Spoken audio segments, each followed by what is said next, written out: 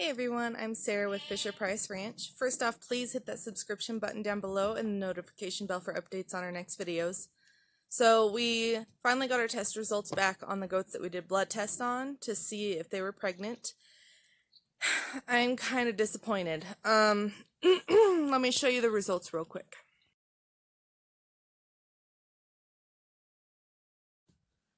Alright, so as you can see, only one of those does is pregnant. Coconut Cream is the doe that we were hoping that would get pregnant and go full term this year. We've been trying really hard to get kids out of her and haven't had any luck. She was one that's been through kind of a lot. She was on transport a little longer than expected when we got them home, her and Rocky Road. And it stunted their growth a little bit. They're definitely finally growing, but it's taken quite a long time. And then she ended up getting attacked by our old dog that she had gotten out of her pen, and I don't know really what happened. We didn't see it. We weren't there.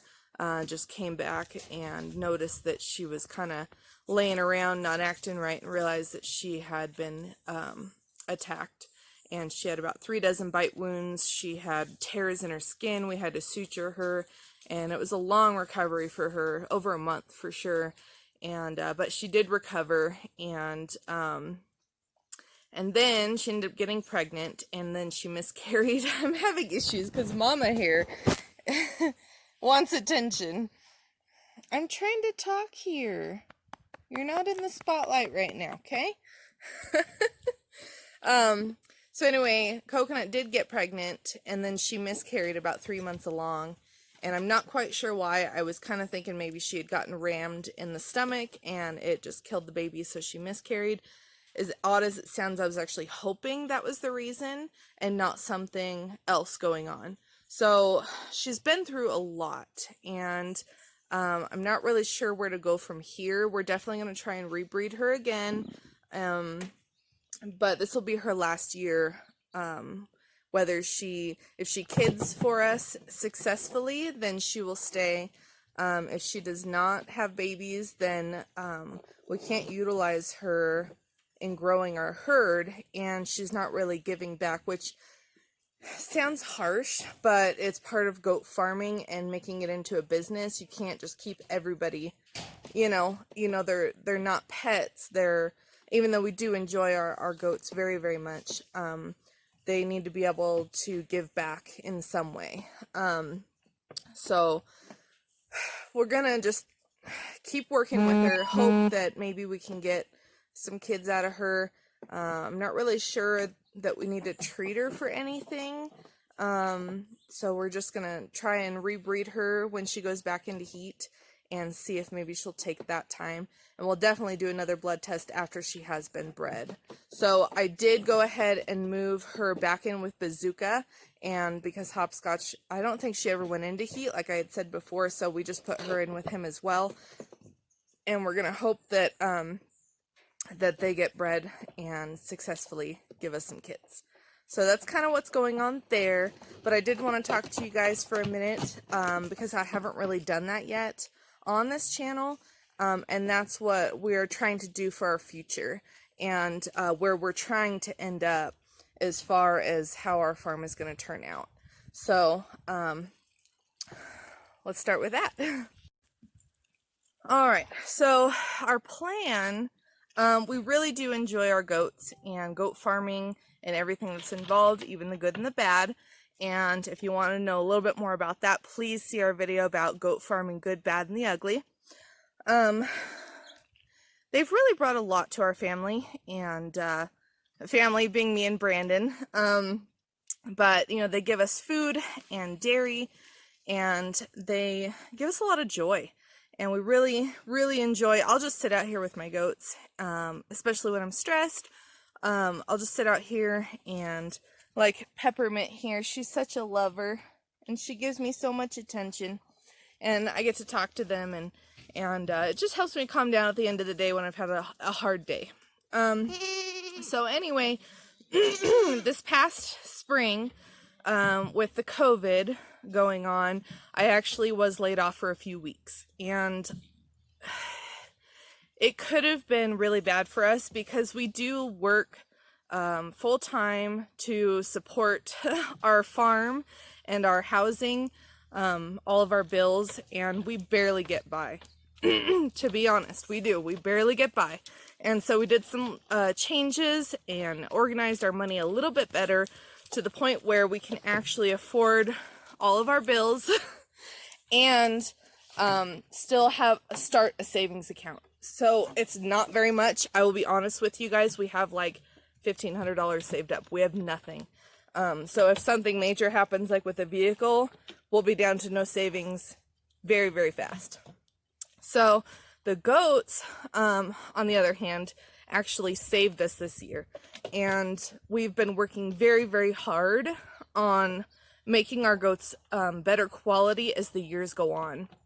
Mama, you're not helping, girl. Okay, I'm talking right now. Go on.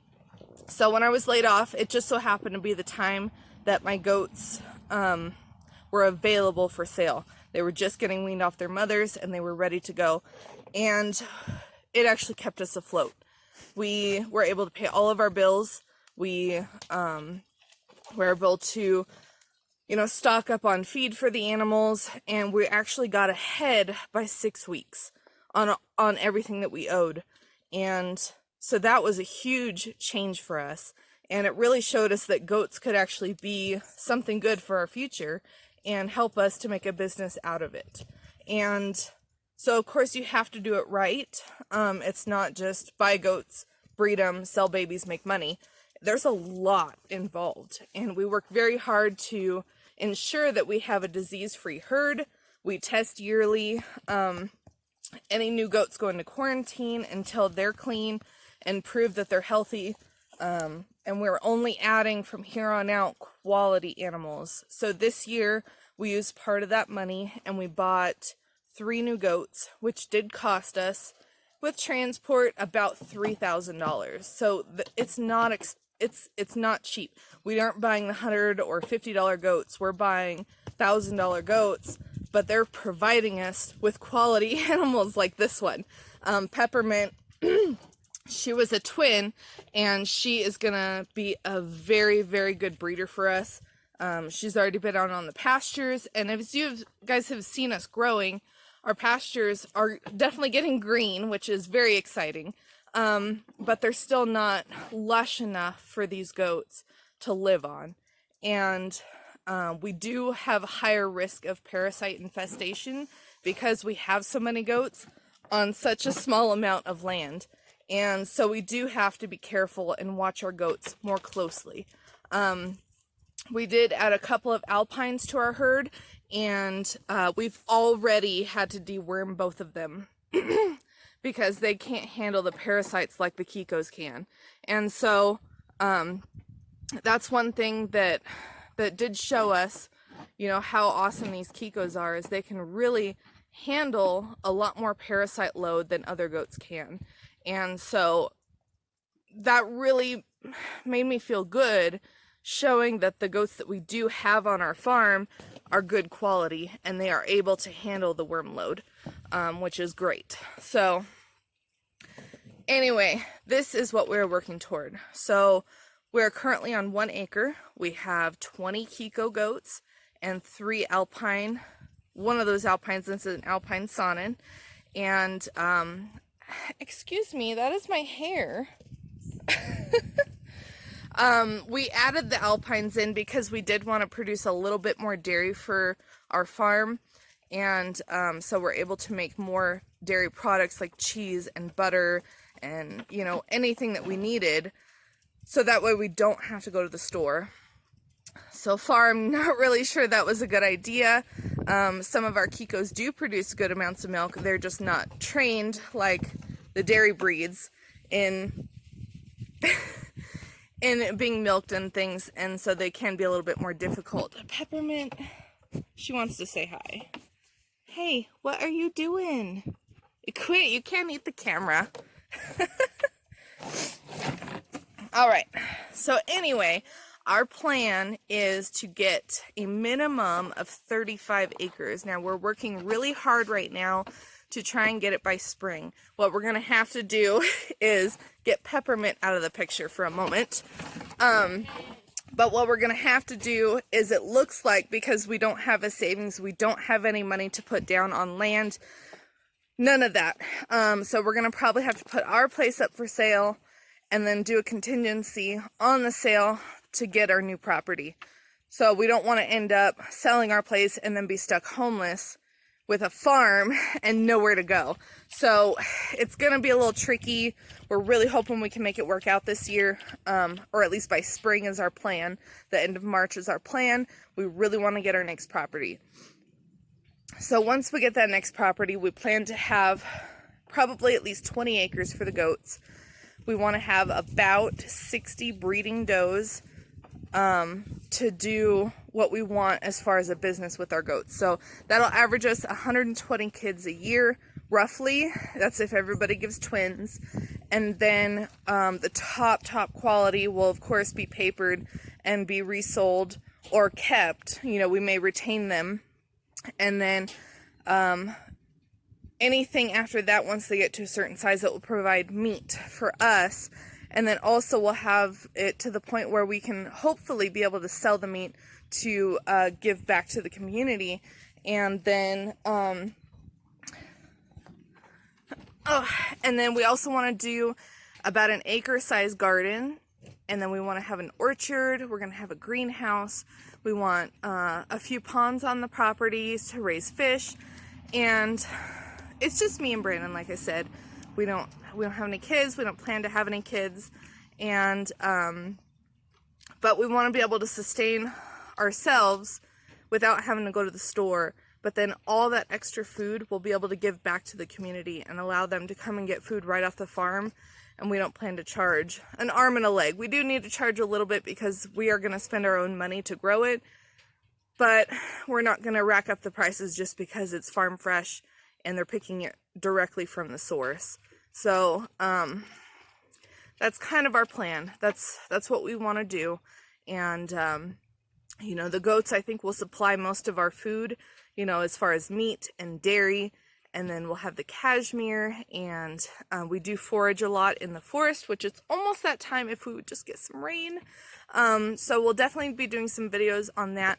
But we're going to try and film everything as we grow from just a piece of land all the way up to our dream house and dream farm, with everything coming from the farm to sustain us. So hopefully that gives you guys a little bit more insight on what we're working toward. But right now, because we're on just an acre and we have a lot going on just this small acre, maybe it'll make a little bit more sense what we're doing. But anyway, I hope this was helpful and that you guys do continue to follow along.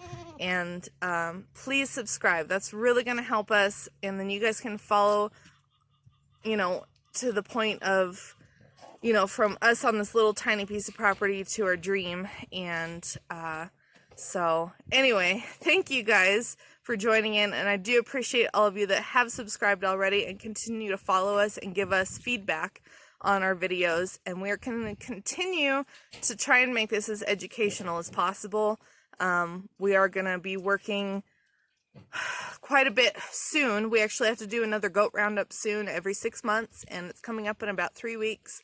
And then we're going to have to get prepared for babies again. So anyway, we'll see you guys next time, okay? Thank you.